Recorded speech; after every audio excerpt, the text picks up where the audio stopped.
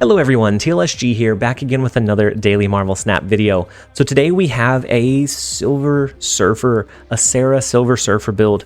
And the hot location is Elysium. This does not necessarily do great with Elysium, it doesn't hurt it, but I think it would be much better. This one wants to curve your cards early, potentially gives the opponent more benefit than it does you, because list is going to be good even after the hot location goes away. As you can tell, this is a pretty standard Sarah Surfer tech style deck. And I ran one similar previously that ran a domino as like the only 2-cost drop. That way it guaranteed what we played on 2. But with this version, we're looking to counter more heavily into the Shuri playline. And if you watched my last video, the She-Hulk Infinite style of deck that uses Moon Girl to double down on some of those resources, I realized that Goose is really restrictive into the opponent's playlines. And so yes, they could Shuri on 4 into skipping into a She-Hulk and a Taskmaster on the last turn. But if we can identify that playline, there are ways that we can play around it. We can play the Juggernaut, the Cosmo to block that Taskmaster lane, and we restrict the other ones through either Goose, Storm, Juggernaut. We just control a lot of the lanes so that even if they have that high roll, we can make it where it's not positioned as efficiently. The rest of the deck is a pretty straightforward Sarah Surfer deck. We have the Brood, which is phenomenal value with your Surfer. The Scorpion, which negatively impacts really any deck. We have the Nova that synergizes with our Killmonger fairly well. Maximus, just huge value for his cost. Juggernaut, Sarah, very straightforward. The main goal is to potentially Storm on 3. You can Juggernaut on 4. If you already have a pretty big advantage there, then maybe you don't have to Juggernaut.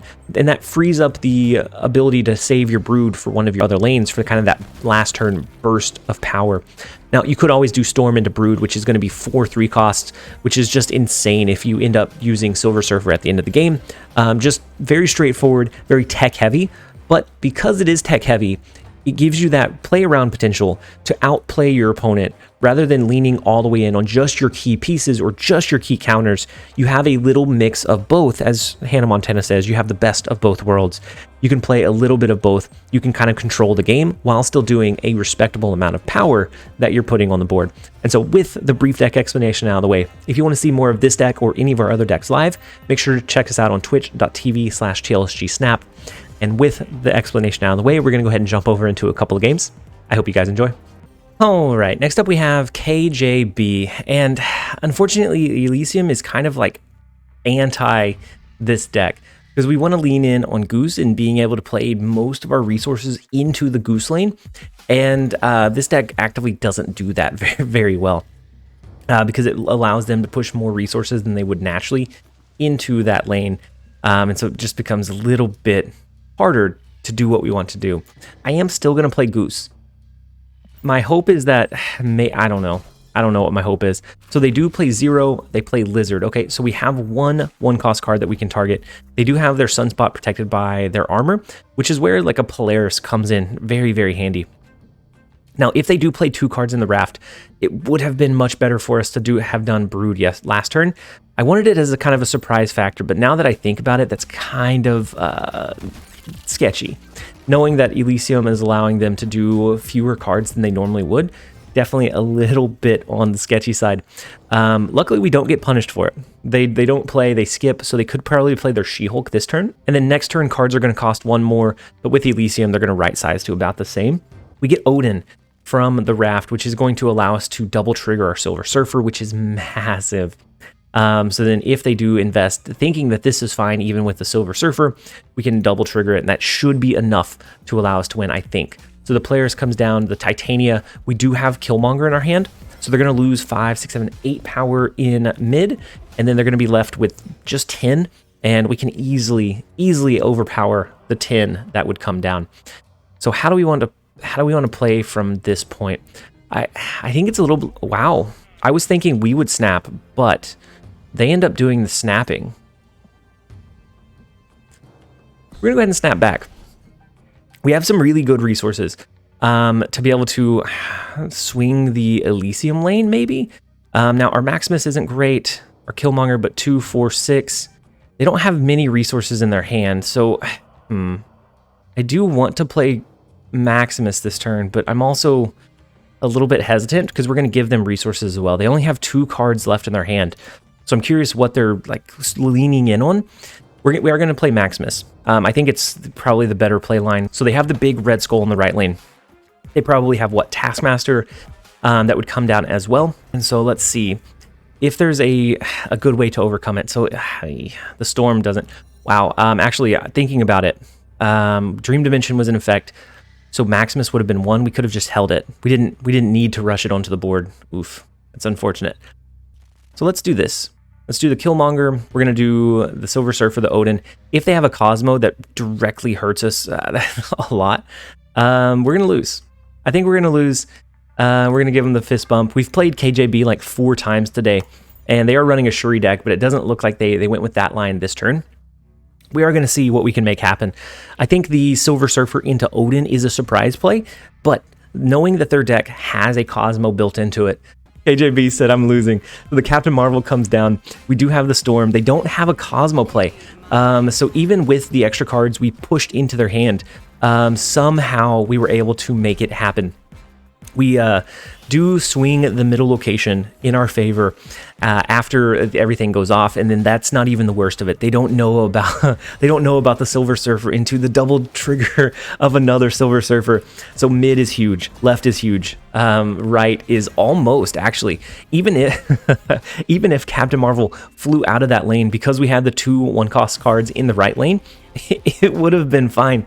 But that's all because of the no Cosmo in the left lane. Had they pushed the Cosmo into Elysium, that wouldn't have been possible.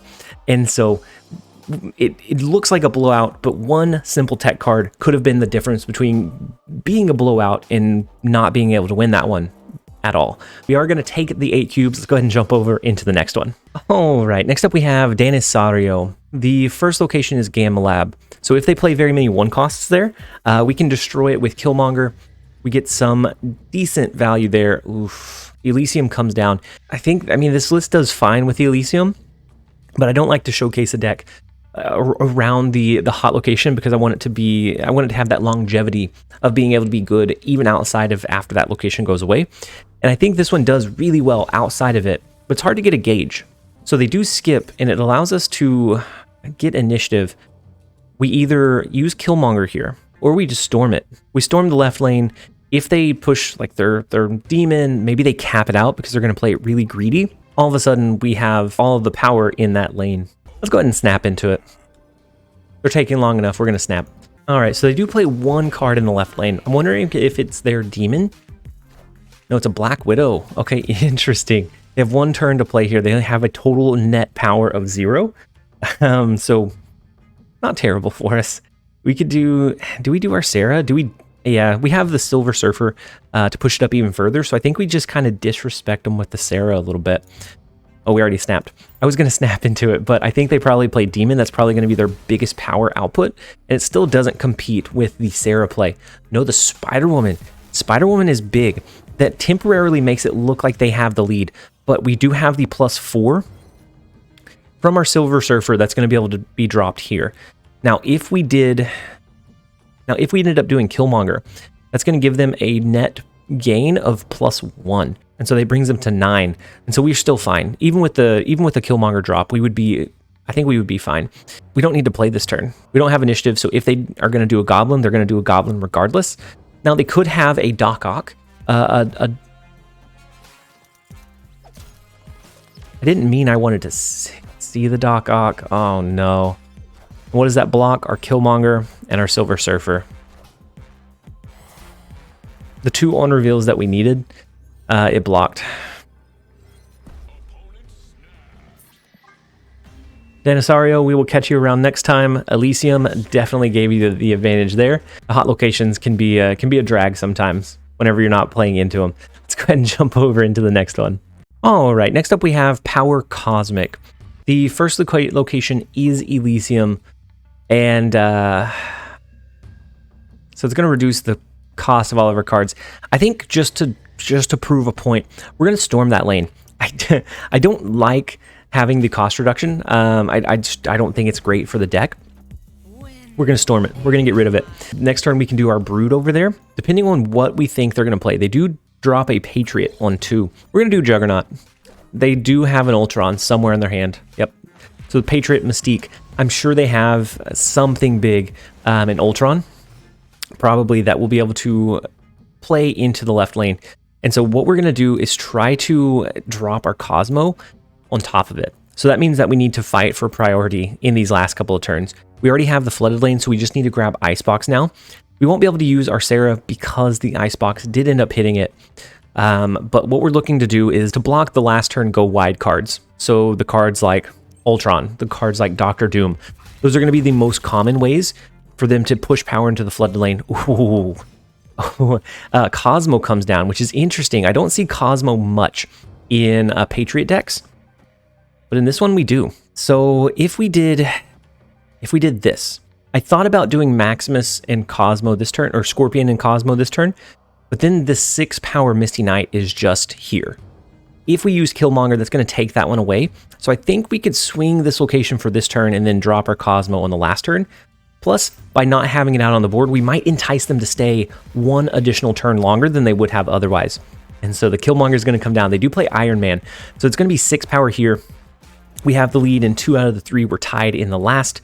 And so let's go ahead and Cosmo and Maximus. That's going to be our highest power output. I think they are going to lean in on an Ultron here. And if it's a Doctor Doom, they lean on it here. Maybe, I mean, they don't have any vanilla cards, so they couldn't do the Onslaught. I mean, maybe a Squirrel and then a Blue Marvel? Squirrel and Blue Marvel could actually do it, right? Because that'd be 5, 6. Wow. If we lost to a Squirrel Girl and a Blue Marvel, I would cry. So we do get the retreat. We'll go ahead and take it. Let's go ahead and jump over into the next one. All right, next up we have Angry Coin.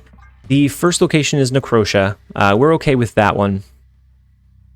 We could potentially change it with Storm eventually. They're playing Yondu, so it's a Death Wave. They take out our Brood, which is one of our biggest bursts with the Silver Surfer, into Luke's bar. Wow. We have the Killmonger that will take out their Yondu, so it's okay. It's just kind of unfortunate. I'm going to play Scorpion. We're going to bounce it back into our hand just because. It makes us not really want to use Juggernaut with Luke's bar on the board. Oh. And then Strange Academy gives us a potential out to get additional resources into one of these lanes. So actually, let's go ahead and we're gonna do Storm. We're gonna do Juggernaut. We're gonna clear out and win the Storm lane, and then it comes down to winning the last one. And so I think we can do that. They snap right back, like immediately right back. I assume that they're running the Death Wave. Anytime you see, oh, it could be a Galactus actually, right? All we've seen is Yondu, so it could still be Galactus. And since they played into Luke's bar, definitely Galacti. All right, so it's a 50-50 priority flip here. We get priority. This is not what I originally thought, but I think it's what we do.